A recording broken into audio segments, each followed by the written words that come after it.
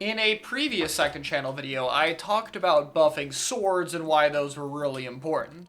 But there's also this strange category of 4 different weapons, technically, that I want to focus on. Now, there's other mid-range shooting style weapons that could be included here. We could talk about the nozzle noses or gluga dualies or stuff like that, but those are a little more complicated. When I think about mid-range mid-range non-AoE shooting style weapons that excel primarily in more open sightlines, these are the ones that I feel occupy a lot of unique dynamics. We have one for splattlings with a charge hold and the most well-rounded in terms of its flexibility. We have one centered majorly on its mobility, another around needing to kill above all else as all its other stats are extremely weak like paint and special output, but it does feature both mobility and a wall. And finally, an extremely slow-moving wall weapon with a weaker special that serves to lock down space in a way that's a little bit more dynamic than its shorter range counterpart. These are all weapons that we basically don't really see anymore. There were eras when all 4 of these did somewhat well, even Nautilus to some niche use cases, but nowadays aren't very common.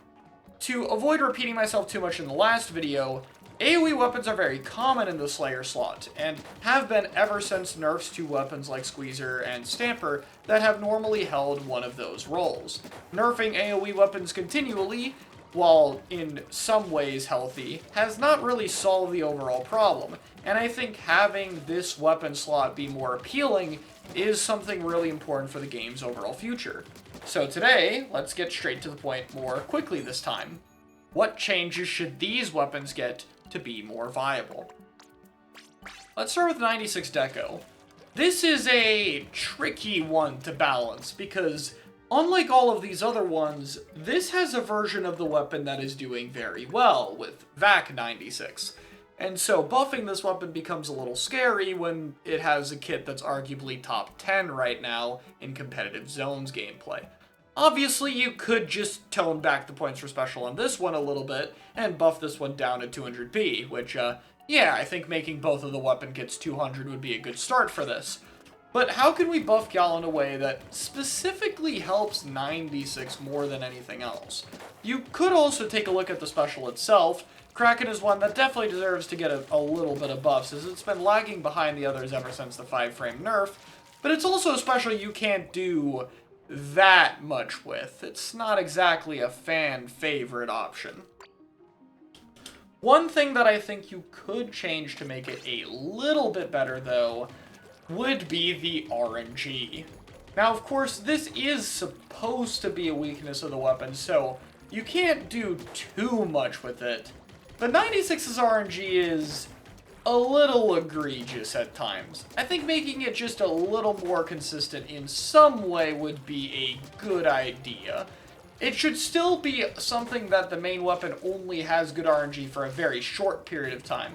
Continuously firing, such as the weapon behind a splash wall, should be something that is harder. This is also a good way to buff good 96 players, since they will be good at using the swim form to reset their RNG and moving around a lot more. So it enables that thing to be, a little bit more rewarding. That's the easiest way I think we could look at it a bit. Slightly better special, slightly cheaper special, and slightly more rewarding shots. There's not too much you can do with 96. It's a very tricky weapon to balance. Squeezer is up next, and this is one that I think needs a lot of reverts. While the original nerfs that it got in the big patch that made it, not great, were overall fine, I think there's something that paired with it that made it struggle, and that's the Zuka nerfs. I'm not sure how common this is for people to know about, but since Zuka got its big nerf where the outside radius could 3-shot again, it's been a very inconsistent and mediocre special at best that's dropped the ranking of pretty much every weapon associated with it. But this particularly hurts Squeezer because it gets, no Zukas anymore with the pain and points for special nerfs that it has.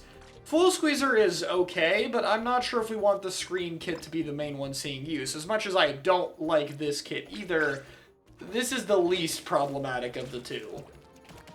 Now, I think Zuka's nerfs are fine and should stay, but now that Zuka is not a consistent killing machine, The lower output is a little bit egregious. It should still be a weakness of this weapon. It should be very main weapon focused, but I think we can at least bring it back to 210p.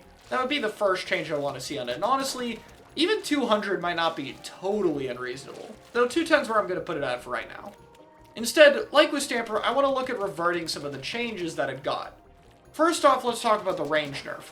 I really like the range nerf, but it also came with a 5% velocity nerf, which means it takes about 1 frame longer to reach the opponent at maximum distance.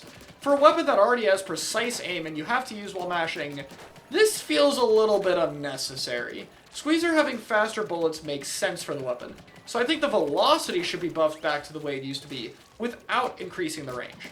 But okay, that at 10 points for special is not on its own going to do things, and so there's one more area I think the weapon should be slightly reverted. And that's the mobility. Now, the weapon should not have the mobility it used to. Being like Splattershot range was a little ridiculous.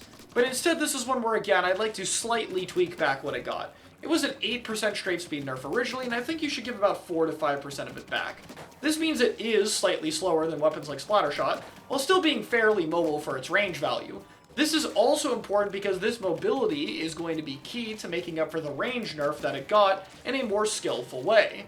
Combined with the shot velocity and the cheaper Zuka, these buffs to old nerfs mostly just serve to bring a little bit more consistency to the weapon. It still remains very difficult, but you have a little bit more tools to work around it. If you have a bad Zuka, you'll get another one a little bit faster. If you're aiming at your target, it's a little bit easier to hit them. And if you're trying to use your mobility, you're going to be a little bit faster. None of these are major changes, but I think when combined, it'll make Squeezer feel a little bit closer to its old self in a way that's probably more healthy. Next, let's get to Nautilus. Nautilus's main problem are the weapon kits. Even when buffed to 200p, Splashdown just really doesn't synergize with the range value this weapon has. This was something I already covered in another main channel video, and I talked about Nautilus quite a lot there, but what buff should it even get at this point? It's kind of hard to say, but I think I would actually lean to its flexibility as the thing I would want to buff. Specifically, let's give it a little bit more special output. This might sound surprising, but I think this is actually one of the better ways to work around the weapon. If it got Rain and Splashdown a little bit cheaper, these specials do have some utility that are worth it. They're not terrible by any means, so output would help a lot. More importantly though, it would help with Nautilus's uptime. Being able to get specials a little bit faster would reduce the amount of time you need to recover ink on the weapon, which I think is actually quite important with this because Splatlings, of course, have their charge time that already features a good bit of downtime. So I think that making both specials 10 points for special cheaper would help quite a bit given the spots the specials are in right now. It would just give it a little bit more utility to the weapon's overall uptime. On its own though, that's probably not enough. The other change I'd like to do is making run speed stacks slightly better with it. And I mean slightly. This is a weapon where you have to be very cautious with buffing, but I think like 5 to 10% stronger would be okay. Its horizontal strafe speed is not great compared to other Splatlings, and you don't have the gear investment to really want as much of it as before. It's not as worth it on this weapon. And while I don't want it to be a Splatling that stacks like 3 mains of run speed, I think the 1 to 2 mains you commonly see on it could do a little bit more than they do right now. Finally, is the Dually Swelcher. Out of all the weapons that we're talking about today, this one's in absolutely the worst spot. And I think there's 2 ways you can go about buffing this weapon that are fundamentally going to be different. One way you could buff it would be buffing it from 28 to 30 damage. It would give it access to a whole bunch of combos and majorly skyrocket the weapon's viability just off of that alone, just due to the fact that it would now work with so many other options, which for most weapons is really the kind of thing I look for. They should work with each other more easily. But Squelcher is a bit of a unique case. This weapon's playstyle revolves around mobility, being able to pull opponents away, and it should have a weakness of having longer times to kill and needing to hit more shots. Having to only hit 1 shot on this weapon to work off of others is almost a little too easy at times. I wouldn't be upset if they did this. In fact, I wouldn't be surprised if I've suggested this buff before in the past. But I think there's a more creative route to tweaking this weapon. Keep the damage weakness, but instead work around it in other ways. make its utility a little bit more notable. There's quite a few changes we could see with it. An ink efficiency buff would allow the main weapon to use its splat bomb and dodge rolls more. This should not be by more than it was nerfed in Splatoon 2, as it used to be a problem how much it could spam it at times, but again, could be tweaked in the middle. Giving it a faster special output could be helpful for all of its kits being 10 points for special cheaper. This helps with the ink time issue, but also none of its specials are particularly powerful. So giving it a little bit more support utility in the fact that it can sustain itself or the rest of its team using these specials could add a lot to its utility. The custom Dually Squelcher gets a lot out of its beacons and Super Chump for that reason, and the vanilla Dually Squelcher does still like its Wave Breaker for damage combos, as well as Wave has become a bit of a better special and it has access to a bomb. Don't have as much to say about the screen kit, but it's there. However, I think the main thing I want to look at is its absurd RNG. This thing got like a 25% RNG increase when it jumped in Splatoon 2, and that buff always felt like the unnecessary one of the bunch, if I'm being honest. Dually Squelcher's RNG in general, I think, should be slightly better. If it's going to have the damage problem, its shots shouldn't spread around like crazy. So I think making that better is honestly the main thing to help its kill time that I think would be more fair compared to the damage. This version of Dually Squelcher still has weak damage output. It still struggles to finish fights on its own, but it has a little bit more utility elsewhere. It's easier to make up for that using your better special output, or ink efficiency for your bomb, and just in general, the shots would be a little bit easier to land with some accuracy improvements that I think would make the weapon feel a little bit more rewarded for doing its job.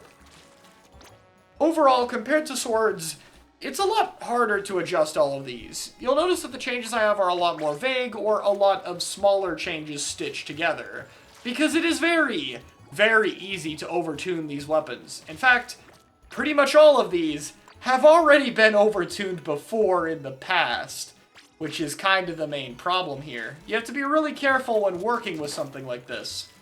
Well, maybe except for Dually Squelcher. This one's fallen quite a bit far, and there hasn't really been much attempts with this one yet.